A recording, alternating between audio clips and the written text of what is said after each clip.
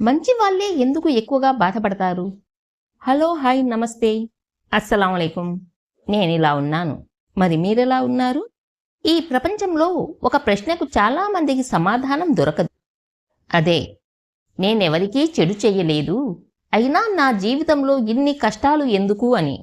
కొంతమంది అందరికీ సహాయం చేస్తారు, కానీ వాళ్లకు అవసరం వచ్చినప్పుడు వాళ్ళ పక్కన ఎవరూ ఉండరు. కొంతమంది మనస్ఫూర్తిగా ప్రేమిస్తారు, కానీ చివరికి వాళ్లకు మోసమే మిగులుతుంది. మరికొందరు అందరి ఆనందం కోసం జీవిస్తారు, కానీ వాళ్ళ కళ్ళలో కన్నీటిని తుడిచే మనిషి ఉండడు. అప్పుడు వారి మనసులో ఒకే ఒక ప్రశ్న మెదులుతుంది: మంచిగా ఉండడం తప్పా? కానే కాదు. మంచి మనసు ఎప్పుడూ తప్పు కాదు, కానీ మంచి మనసున్న వాళ్ళు చేసే కొన్ని పొరపాట్లు వాళ్ళ బాధలకు కారణమవుతాయి. ఈ వీడియోలో మంచి వాళ్ళు ఎందుకు ఎక్కువగా బాధపడతారు, వాళ్ళు చేసే తప్పులు ఏమిటి, ఆ బాధల నుంచి ఎలా బయటపడాలి, అలాగే మంచి మనసును కోల్పోకుండా మన జీవితాన్ని ఎలా కాపాడుకోవాలో మాట్లాడుకుందాం. మంచి వాళ్ళు ఎక్కువగా బాధపడడానికి కారణం వాళ్ళు అందరినీ తమలాగే మంచివాళ్ళు అని అనుకోవడం. మనసు నిర్మలంగా ఉన్న వ్యక్తి ఎదుటివాడు కూడా నిజాయితీగా ఉంటాడని నమ్ముతాడు. తాను ఎవరినీ మోసం చెయ్యడు కాబట్టి తనను కూడా ఎవరూ మోసం చెయ్యరని భావిస్తాడు. కానీ జీవితం ప్రతి ఒక్కరినీ ఒకేలా తయారు చెయ్యదు.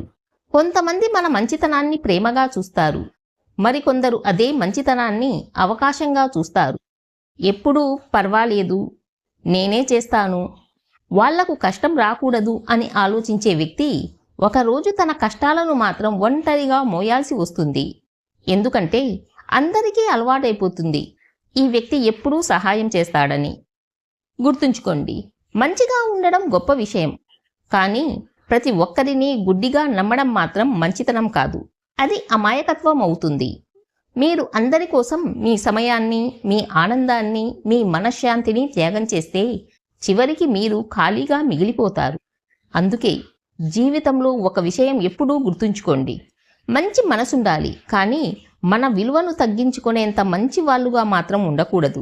ఎందుకంటే మిమ్మల్ని మీరు గౌరవించుకున్నప్పుడే ప్రపంచం కూడా మిమ్మల్ని గౌరవించడం ప్రారంభిస్తుంది. మంచి వాళ్ళు ఎక్కువగా బాధపడడానికి రెండో కారణం వాళ్ళు చేసిన మంచికి అదే స్థాయిలో మంచి తిరిగి వస్తుందని ఆశించడం. మనం ఎవరికైనా కష్టంలో తోడుగా నిలుస్తాం, అవసరమైనప్పుడు సహాయం చేస్తాం, వారి బాధలను మన బాధలుగా భావిస్తాం. అప్పుడు మన మనసులో ఒక చిన్న ఆశ ఉంటుంది: రేపు నాకు అవసరం వచ్చినప్పుడు వీళ్ళు కూడా నా పక్కనే ఉంటారు అని. కానీ జీవితం ఎప్పుడూ మనం ఊహించినట్టు ఉండదు. చాలాసార్లు మనం ఎంతో ప్రేమించిన వాళ్ళే మనకు అవసరం వచ్చినప్పుడు దూరంగా ఉంటారు. మనం కన్నీళ్లు తుడిచిన వాళ్ళే మన కన్నీళ్లను చూడనట్టు వెళ్ళిపోతారు. అటువంటప్పుడు మనసు విరిగిపోతుంది. నేను చేసిన మంచికి ఇదేనా ప్రతిఫలం అని బాధపడుతుంది. కానీ నిజమేమిటంటే మంచి చేయడం మన స్వభావం కావాలి, ప్రతిఫలం కోసం చేసే వ్యాపారం కాదు. మీరు చేసిన మంచి ఎప్పుడూ వృధా కాదు.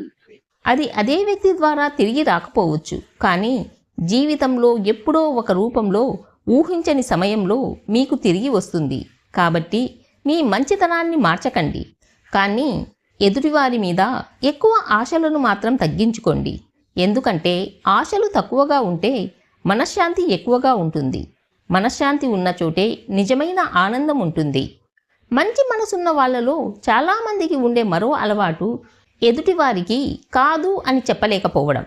ఎవరు ఏ సహాయం అడిగినా, తమకు ఇబ్బంది ఉన్నా, సమయం లేకపోయినా, ఆరోగ్యం బాగా లేకపోయినా వాళ్ళు బాధపడకూడదు అని ఒప్పుకుంటారు. కానీ ఆ నిర్ణయం వల్ల బాధపడేది ఎవరు? వాళ్ళు కాదు, మీరు. కొంతమంది మీ మంచితనాన్ని గౌరవిస్తారు, కానీ మరికొందరు దాన్ని అలవాటుగా మార్చుకుంటారు.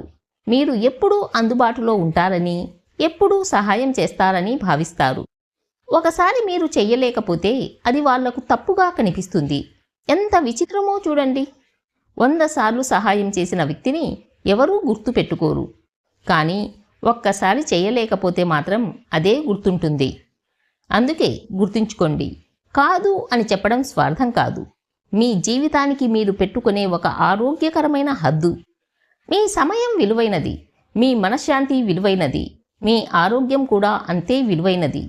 అందరినీ సంతోషపెట్టాలని ప్రయత్నిస్తూ మిమ్మల్ని మీరు కోల్పోవద్దు. ఎందుకంటే మీ జీవితాన్ని కాపాడేది మీ మంచితనం మాత్రమే కాదు, మీ ఆత్మగౌరవం కూడా. మంచివాళ్ళు జీవితంలో చాలా బాధలను ఎదుర్కొంటారు, అపార్థాలను భరిస్తారు, మోసాలను చూస్తారు, తమ వాళ్ళ నుంచే గాయపడతారు, కొన్నిసార్లు ఒంటరిగా ఏడుస్తారు కూడా. కానీ ఒక విషయం మాత్రం నిజం, మంచి మనసున్న వ్యక్తి ఓడిపోయినట్టుగా కనిపించవచ్చు, కానీ జీవితంలో నిజంగా ఓడిపోడు. ఎందుకంటే అతని దగ్గర డబ్బు లేకపోవచ్చు, అధికారం లేకపోవచ్చు, తోడు నిలిచే మనుషులు తక్కువగా ఉండవచ్చు, కానీ అతని దగ్గర ఒక గొప్ప సంపద ఉంటుంది. అదే నిర్మలమైన మనస్సాక్షి. రాత్రి పడుకునేటప్పుడు తాను ఎవరికీ అన్యాయం చేయలేదనే ప్రశాంతత ఉంటుంది, ఎవరి కన్నీళ్లకు కారణం కాలేదనే తృప్తి ఉంటుంది. ఆ ప్రశాంతతను ప్రపంచంలో ఏ సంపదతోనూ కొనలేరు. కాలం కూడా ఒక గొప్ప న్యాయమూర్తి. ఈరోజు మీ మంచితనాన్ని బలహీనతగా చూసిన వాళ్ళు ఒకరోజు దాని విలువను అర్థం చేసుకుంటారు. ఈరోజు మిమ్మల్ని నిర్లక్ష్యం చేసిన వాళ్ళు ఒకరోజు మీలాంటి మనిషిని కోల్పోయామని బాధపడతారు. అందుకే కష్టాలు వచ్చినప్పుడు మీ మంచితనాన్ని వదిలేయకండి.